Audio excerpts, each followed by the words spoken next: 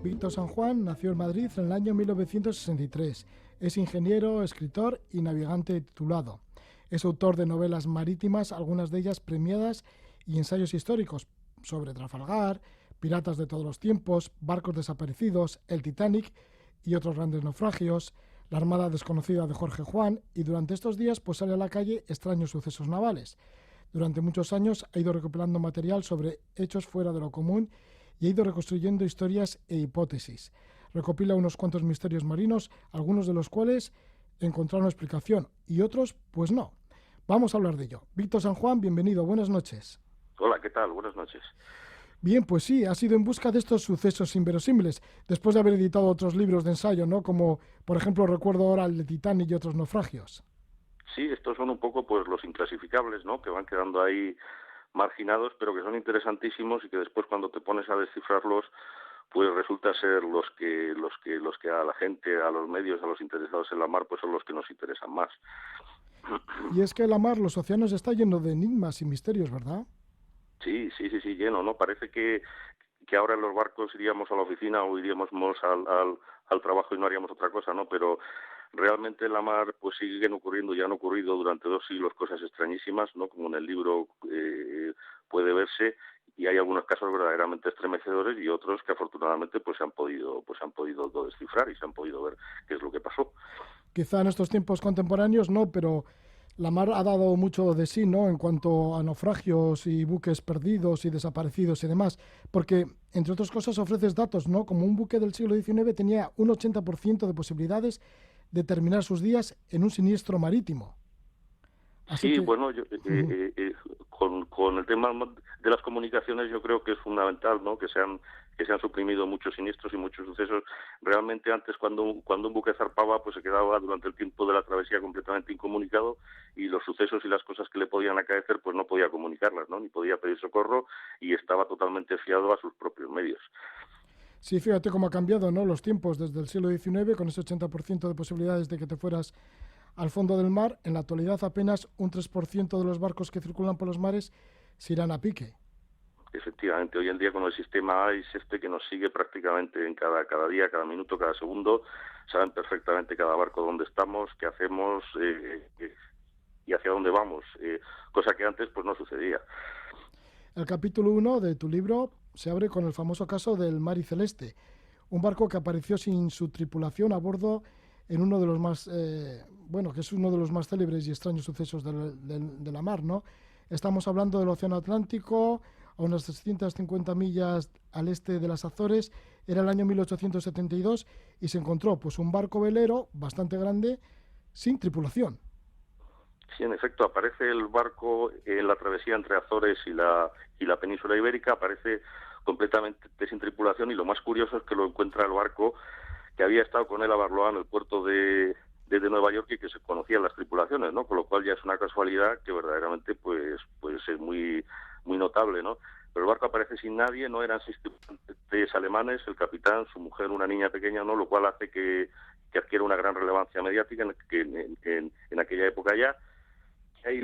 Que como no ha habido resolución ni se ha sabido qué es lo que ha pasado, aunque el buque apareció, pues la tripulación jamás apareció después, ¿no? Pues ha ido revalorizándose con el tiempo.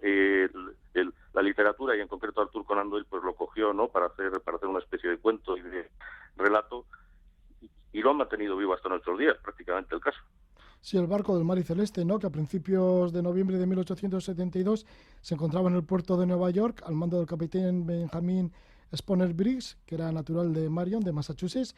Comienza a navegar y, bueno, de repente desaparece totalmente su tripulación. El caso es que el barco llegó al puerto de Gibraltar. Sí, pero llegó con 3 tripulantes del de Gratia, que era el barco que lo encontró. Llevaba un cargamento de alcohol para mezclar con el vino, iba a Italia. Era bastante valioso, pero era un cargamento especial, ¿sabes? El barco era pequeño, era bastante normal, unas 300 toneladas de desplazamiento. No había un interés especial en que desapareciera esa tripulación, ni había una motivación para abandonar el barco concreta, ¿no? Por eso el caso llamó tantísimo la atención, aunque hay que decir también que no era un caso único, ni mucho menos, ¿eh? El barco era de 31 metros de eslora. ¿Y cuáles son las hipótesis de por qué el barco llegó a puerto, pero no su tripulación? ¿En dónde quedó la tripulación? Bueno, ha habido muchas, ¿no? En un principio hay un hecho cierto y es que hubo un abandono repentino del buque. Lo que no se sabe es el motivo por el que se abandonó, que si les atacaron los piratas, que si hubo un problema con la carga de alcohol porque se encontró una vasija de alcohol rota, que si hubo un posible motín entre la tripulación porque se encontraron con unas tablas en el tambucho, la cubierta puestas, así como si alguien se hubiera intentado hacer fuerte, pero esto más bien parecía que era más bien por un golpe. Se encontró un sable también manchado de algo que parecía sangre, pero luego resultó que era óxido, con lo cual ninguna hipótesis se ha podido consolidar ni se ha podido demostrar y lamentablemente ha pasado el tiempo y no sabemos qué es lo que fue del capitán Briggs y su tripulación. O sea que hasta hoy en día ahí queda el misterio. Ahí queda el misterio, efectivamente. El Mary Celeste, que es el barco exterminador, entre comillas, ¿no?, de su tripulación por excelencia, que ha llegado hasta nuestros días. Sí, un tema quizá un tanto esotérico, seguramente que se ha tratado también desde este punto de vista.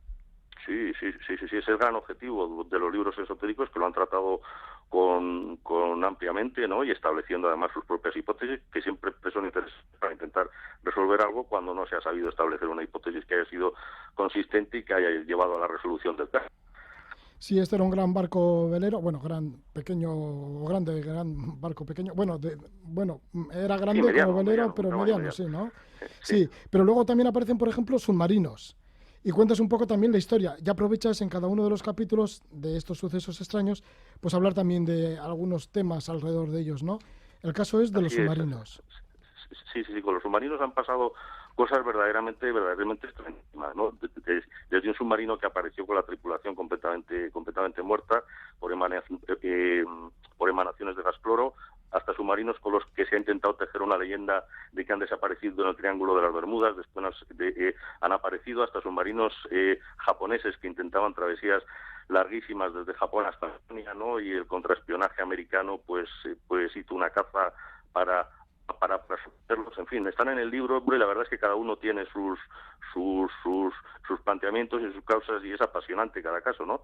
Porque son verdaderos los buques fantasmas que han estado por ahí provocando unos casos y creando unas situaciones, creo yo, verdaderamente apasionantes, ¿no?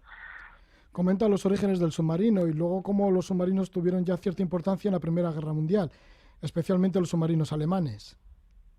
Sí, el submarino empieza como un arma que efectivamente iba a tener una gran importancia, pero en principio nadie sabía qué es lo que iba a pasar, ¿no? Eso de ir con unos torpedos bajo el agua, ¿no?, y desventrar un barco enemigo para acabar con él, pues era una cosa esa que no se sabía muy bien si iba a resultar, si no iba a resultar. Después se reveló un arma absolutamente letal, pero también es cierto que las tragedias con submarinos han sido espantosas, han tenido algunos casos verdaderamente estremecedores, ¿no? Y algunos están examinados en el libro. ¿Cómo eran estos submarinos en la época de la Primera Guerra Mundial? Porque las incomodidades debían ser tremendas. Efectivamente, eran excesivamente espartanos, ¿no? La gente, te parece una idea, ¿no?, eran un poco como las caravanas estas de camping que se monta y se desmonta todo en el interior, no hay ningún espacio que se quede cerrado, ¿no?, con las baterías abajo en el fondo, con los torpedos prácticamente conviviendo codo a codo con ellos y con el metal, y verdaderamente estaban muy incómodos y muy mal allí, ¿no? Y aparte que las condensaciones y tal eran espantosas, ¿no? Y se vivía fatal en estos submarinos. Entonces rápidamente pues lo que querían era ir en superficie para airear y para poder navegar como un barco normal, cosa que tampoco eran, y acarreaba pues más incomodidades todavía. ¿Cuáles son estas historias de submarinos que regresaron del pasado? Pues hay varias. Está la de Lieutenant verdaderamente estremecedora. Está la del Wahoo, que fue un submarino que se intentó hacer como que se perdió en el Triángulo de las Bermudas. Y por último está la del I-52 que he mencionado, que es un barco que vino con opio, con uranio y con un equipo de técnicos japoneses desde Japón, y el servicio americano pues intentó anularlo, porque parece ser que traía una propuesta de paz para el gobierno americano, ¿no? Con lo cual pues hubiera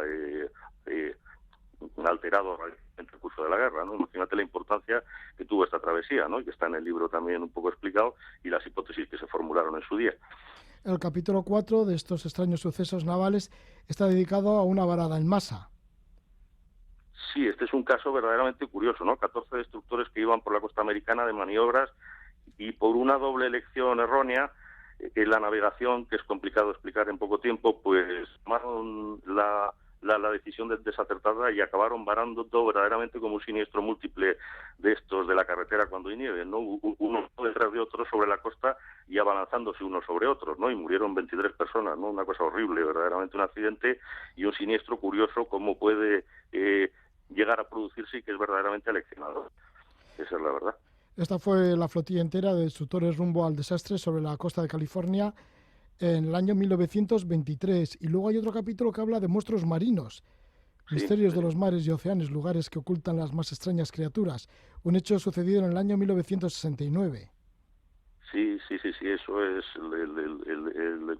cuando tradicionalmente por las leyendas, ¿no? Pues por debajo del agua siempre han ido, pues se supone, ¿no? Se ha descubierto el kraken, las grandes serpientes, ¿no? Pero realmente lo que se sabe es que van otros monstruos que de pronto, ¿no? Pues se meten en unas redes y empiezan a arrastrar un pesquero, ¿no? Por aquí o por allí. Y esto en el 69, pues fue un pesquero, que era el famoso Paco el de la Bomba, que descubrió, por cierto, la bomba caer en Palomares, pues a los 2 años le sucedió un suceso extrañísimo, que es que empezaron a remolcarlo pues cerca de Cartagena con rumbo a Argelia.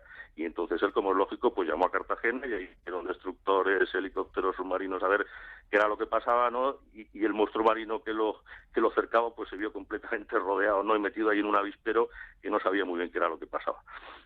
Pues fíjate, monstruos marinos y de todo sucede en este libro, Hechos extraños, sucesos navales, que recoge Víctor San Juan, un trabajo de documentación que lo ha ido recopilando durante un montón de años, que ha ido reconstruyendo cada uno de los casos y que ha ido sacando hipótesis de estos casos.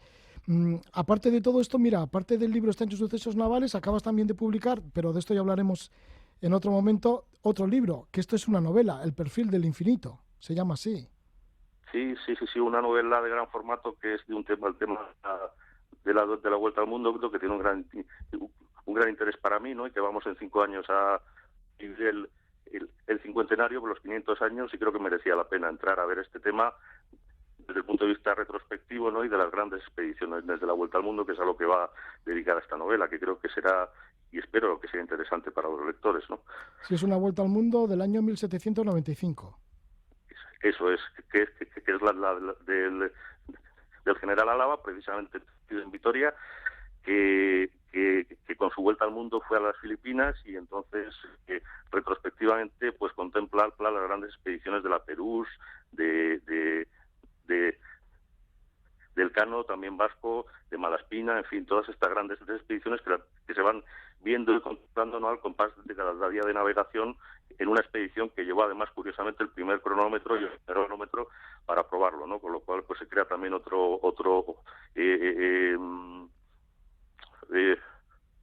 factor de suspense científico ahí que creo que de bastante interés, ¿no? Bueno, pues ahí está esa novela, El perfil de lo infinito, de lo cual ya hablaremos dentro de unas semanas, con Víctor San Juan, en el cual pues relata la travesía del general Álava en su vuelta al mundo, entre otros. Pero bueno, de lo que hemos hablado especialmente es de este libro, Extraños sucesos navales, crónica de los más sorprendentes misterios marítimos de los siglos XIX, XX y XXI. Lo recoge la editorial Nautilus. Pues muchas gracias por estar con nosotros, Víctor San Juan. Muy bien, gracias a vosotros y espero que os guste el libro. Vale, seguro que sí. Un abrazo. Gracias. Que vaya bien. Adiós.